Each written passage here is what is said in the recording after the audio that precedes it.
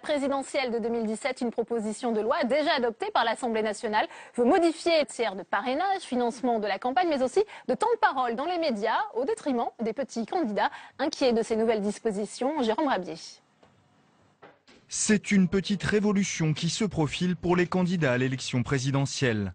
Première proposition du projet de loi, les 500 parrainages d'élus nécessaires pour se présenter seront désormais directement envoyés au Conseil constitutionnel et non collectés par les candidats. Et la liste intégrale des parrainages sera publiée en temps réel, évitant le faux suspense parfois provoqué.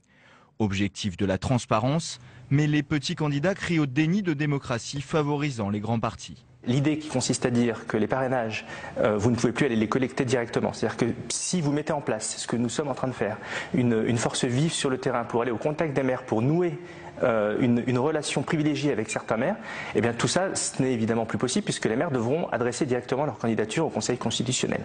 Autre point sensible de la réforme, l'accès aux médias une fois la candidature validée. Actuellement, il y a 5 semaines d'égalité des temps de parole avant le premier tour. Le texte propose de n'en garder que 2, accompagné de 3 semaines d'équité et non plus d'égalité, c'est-à-dire une représentation des candidats en fonction des résultats des dernières élections et des enquêtes d'opinion, inadmissible pour Nicolas Dupont-Aignan. C'est une magouille qui vise à verrouiller l'expression politique, puisqu'il n'y aura plus d'égalité du temps de parole pendant 3 semaines, là où se forgent véritablement les votes. Donc c'est une volonté des 2 principaux partis et du Parti socialiste de cadenasser l'expression politique et de faire taire les gens indépendants, les candidats indépendants. C'est une honte. La proposition de loi prévoit aussi de fermer tous les bureaux de vote de France au même horaire, 19 h. Elle vise également à renforcer les moyens de la commission de contrôle des comptes de campagne qui devra, à partir de 2022, ne prendre en compte que les dépenses des 6 mois précédant le scrutin contre une année actuellement. Le texte débattu dès mercredi prochain au Sénat doit être rapidement adopté car il est ensuite impossible de modifier les règles moins d'1 an avant l'élection présidentielle.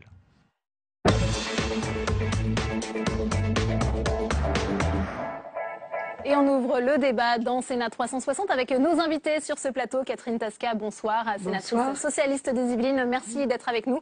J'accueille également Olivier Cadic, bonsoir, sénateur UDUC, représentant les Français établis hors de France. Maxime Werner est également ce soir sur notre plateau. Vous êtes candidat déclaré à l'élection présidentielle de 2017 et vous êtes soutenu par l'Association des jeunes de France. Vous allez nous dire dans un instant ce que vous pensez de cette proposition de loi. Et Loïc Blondiot, bonsoir. Vous êtes professeur des universités au département de sciences politiques de la Sorbonne, spécialiste du vote et de la participation politique. Catherine Tasca, pourquoi la gauche a-t-elle souhaité, environ 18 mois maintenant du scrutin présidentiel, moderniser les règles applicables à cette élection?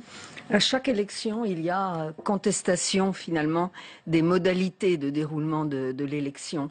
Et donc, Jean-Jacques Urvoas, qui a pris l'initiative de cette proposition de loi, a proposé d'anticiper sur les critiques et les difficultés qui reviennent de façon tout à fait récurrente après chaque élection pour améliorer, moderniser, je ne sais pas, mais en tout cas pour améliorer. C'est ainsi que ça avait été présenté justement à l'époque par Jean-Jacques Urvoas, une volonté de modernisation des règles. Oui, oui, ça inspire tous les projets de loi, la volonté de modernisation. En l'occurrence, il s'agit de clarifier les règles, de les rendre plus compréhensible et par les candidats et les formations qui les soutiennent et par le public aussi, par nos concitoyens.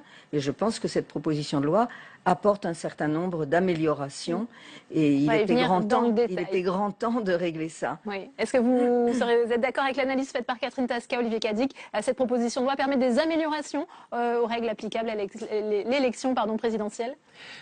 En tant que, je suis sénateur, mais j'oublie pas que je suis aussi un entrepreneur. J'ai créé mon entreprise, et dans le domaine de l'entreprise, on fonctionne pas comme ça. C'est-à-dire qu'on fait l'amélioration quand il y a amélioration à faire juste après. Donc l'élection normalement.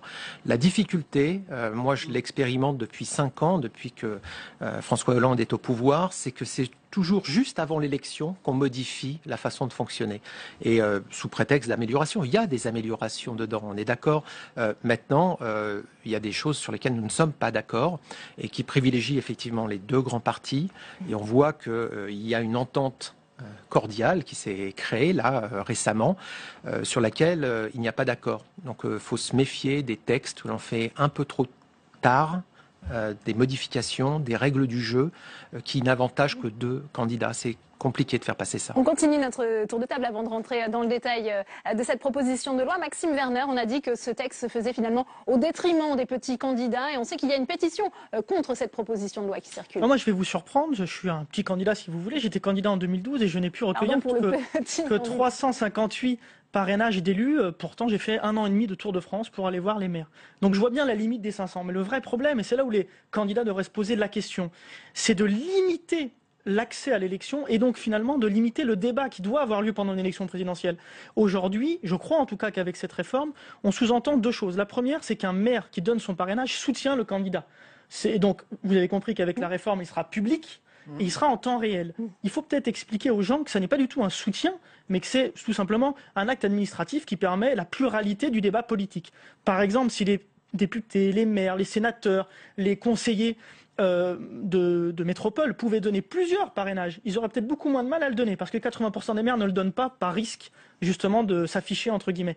Et la deuxième chose, c'est que je suis pour les 500 parce que je crois qu'en effet il faut limiter l'accès à l'élection présidentielle. Cela étant, les partis politiques ont déjà des moyens financiers par une avancée évidemment dans une démocratie qui est le financement public des partis politiques via les élections législatives, et cette inégalité de moyens leur permet de compenser entre guillemets cette fameuse égalité de temps de parole à la télévision pour être présent davantage sur le terrain. Et je crois aujourd'hui que cette égalité, elle est essentielle pour permettre, via les médias qui sont un facteur puissant, de continuer à débattre. Sinon, attention, ce sera sur Internet que les candidats vont s'exprimer, et là, ce sera autre chose. Ce sera des paroles peut-être plus radicales, différentes. Ouais. Alors, avant de rentrer sur le détail des temps de parole, Loïc Blondiot, vous dites cette proposition de loi risque de porter atteinte, je vous cite, à la biodiversité du paysage politique. Oui, je ne vois pas du tout quelle est l'urgence de ce texte. Il me semble que si l'on part du principe que le moment de l'élection présidentielle est le seul moment où les citoyens peuvent être exposés à des visions du monde très différentes, parce que pendant tout le reste du temps, ce sont les 3 grands partis aujourd'hui qui monopolisent l'accès aux médias. Il me semble que là, on a affaire vraiment à un recul démocratique, c'est-à-dire qu'on va se priver d'une égalité de temps de parole de l'ensemble des candidats pendant 3 semaines, et c'est assez considérable. Alors je veux bien que ça facilite le travail des grandes chaînes, mais je ne vois pas en quoi le législateur devrait aider à la facilitation du travail des grandes chaînes. Dernier point, ça ne me semble pas du tout une urgence, parce que tendanciellement, on s'aperçoit que le nombre de candidats à l'élection présidentielle a tendance à baisser. Il y en avait 16 en 2002, 12 en 2007 et 10 en 2012. C'est peut-être justement à cause de ces règles aussi. Et voilà, non, mais justement, alors combien veut-on qu'il y en ait? Est-ce qu'on veut qu'il y en ait 2 au premier tour? Il me semble qu'il y a un vrai problème démocratique, me semble-t-il, avec cette législation. Alors, Catherine Tasca, peut-être répondez à ce que vient de dire Loïc Blondiot. L'objectif n'est évidemment pas de limiter le nombre des candidats, et d'ailleurs on va voir, le paysage est encore tout à fait ouvert. Je voudrais préciser une chose en ce qui concerne les parrainages. Ce qui a été choisi ce matin en commission, c'est la publication du nombre de parrainages au fil des jours, jusqu'à 500. En temps réel. En revanche, la position de la Commission, c'est de ne publier le nom des soutiens, le nom des parrains plus exactement, qu'à la fin du processus, quand les 500 seront atteints.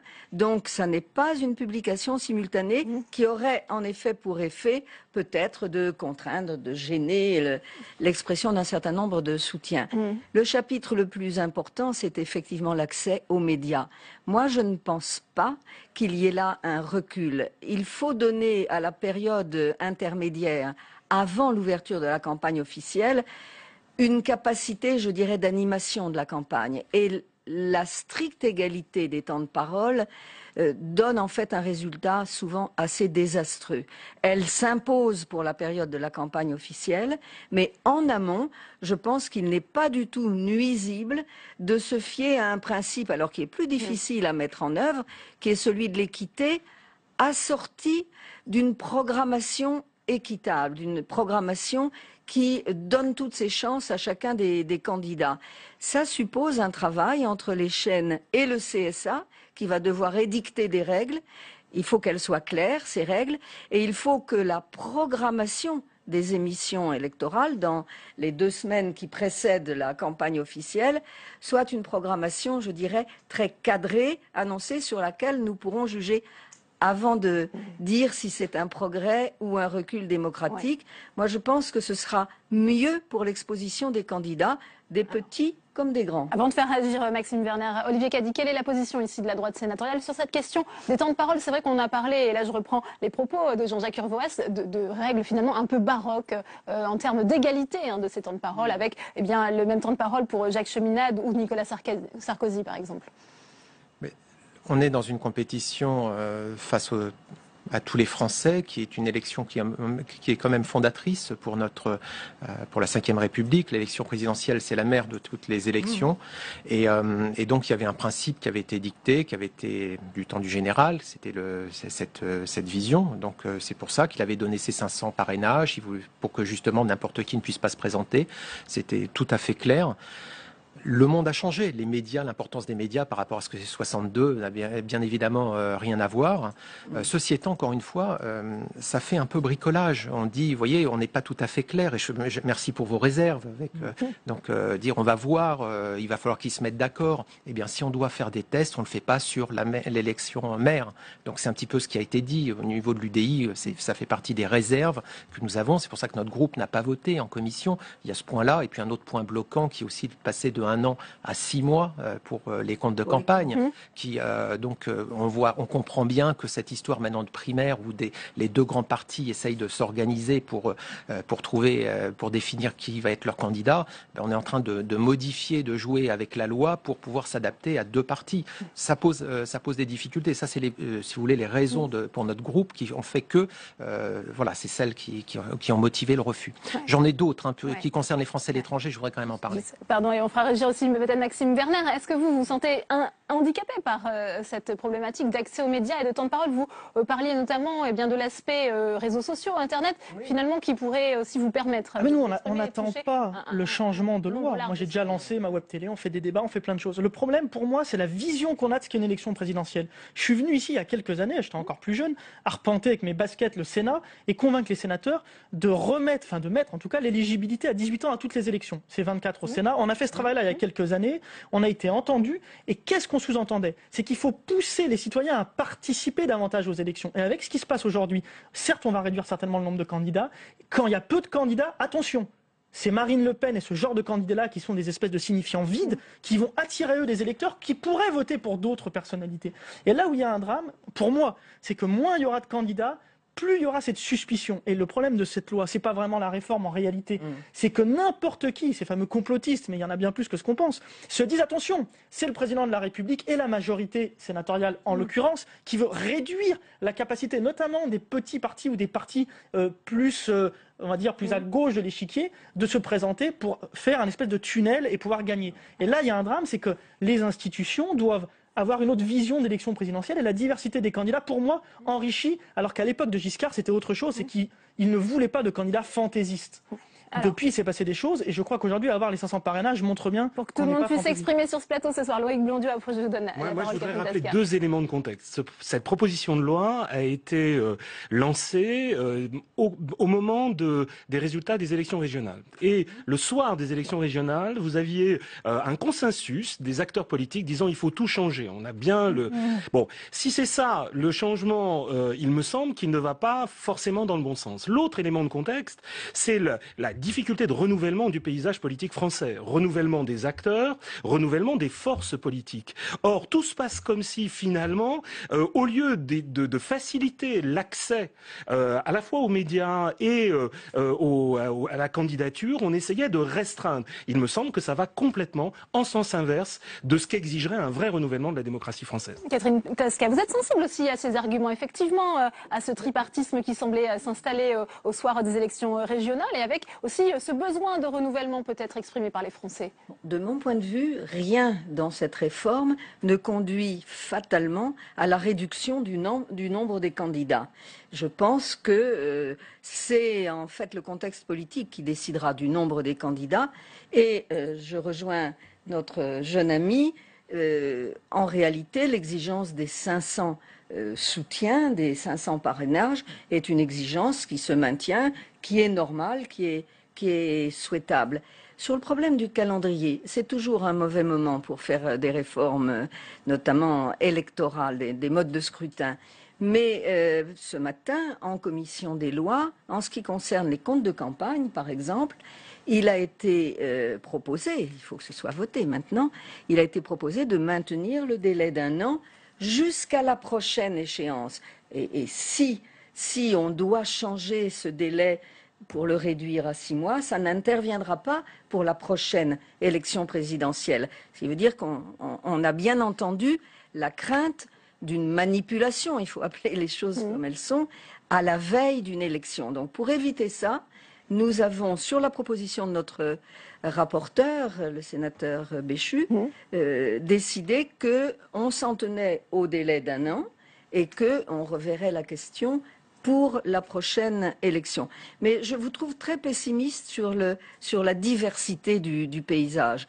Moi, je pense qu'il y aura, bien au-delà, comme vous dites, des 2 grands partis, qu'il y aura, et d'un autre qu'on ne souhaite pas voir arriver à l'Élysée, en dehors de ces 3 hypothèses, il y aura beaucoup d'autres compétiteurs. Et ça n'est, les règles qui sont proposées, encore une fois, la proposition de loi n'est pas adoptée à l'heure où nous en parlons, les règles n'induisent pas automatiquement une réduction du nombre des candidats.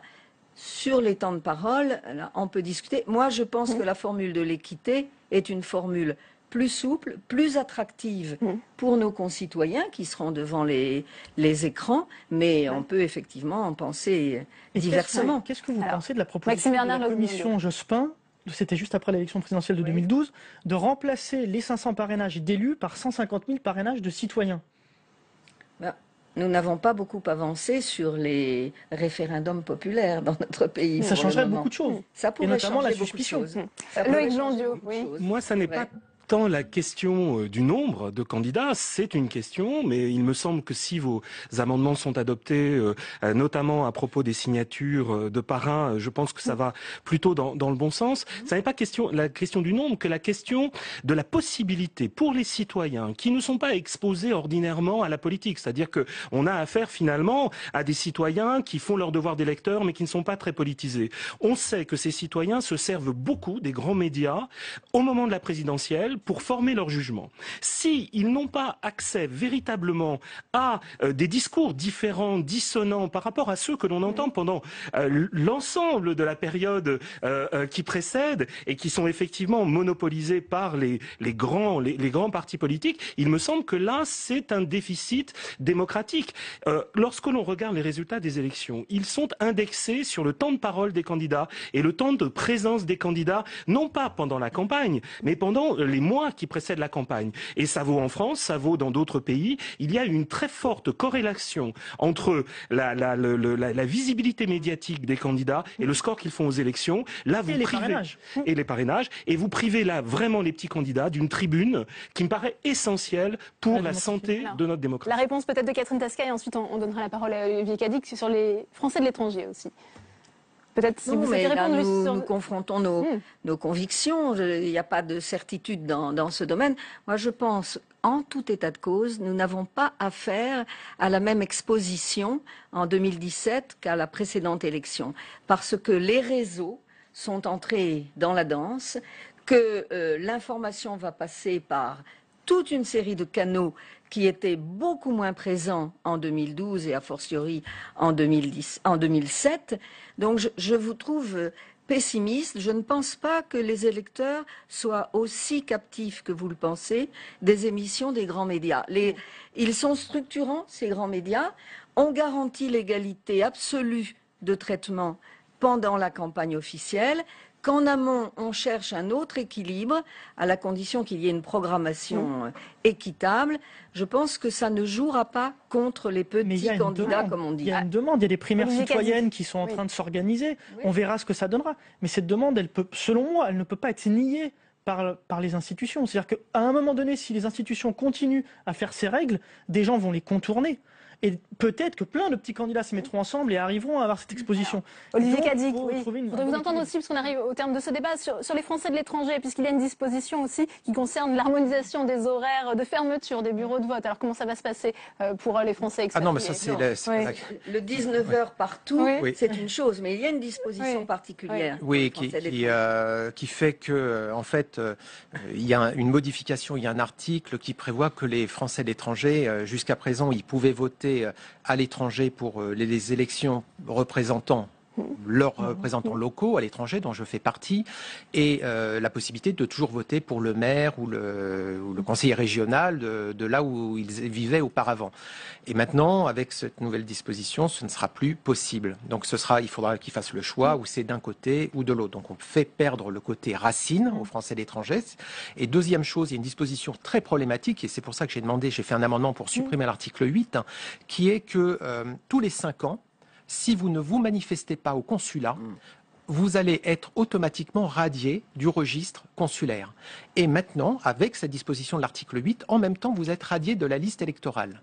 Alors quand vous êtes aux 4 coins du monde, dans votre village, que parfois vous n'avez pas reçu le courrier et tout ça, vous allez être radié de la liste électorale, et ça, c'est pas possible. Donc moi, c'est une demande que je vous fais absolument. Revenez là-dessus lorsqu'on va être dans l'émission. Le message est passé. Rendez-vous en séance la semaine prochaine. Vos collègues représentants à la commission des lois ont obtenu la suppression de cet article. Ça va vous faire plaisir. Il n'y aura pas de radiation automatique. Vous avez la réponse avant d'attendre la séance. Merci beaucoup Catherine Tasca, merci Olivier Cadic, merci Maxime Werner, merci Loïc Blondiot. C'est la fin de cette édition. Merci à vous de l'avoir suivi. Ce soir à 22h, votre rendez-vous On va plus loin, présenté par Paul Bouffard et Sonia Mabrouk, qui reviendront sur l'information principale de la journée, la révision constitutionnelle adoptée à l'Assemblée nationale. Rendez-vous demain à 14h45.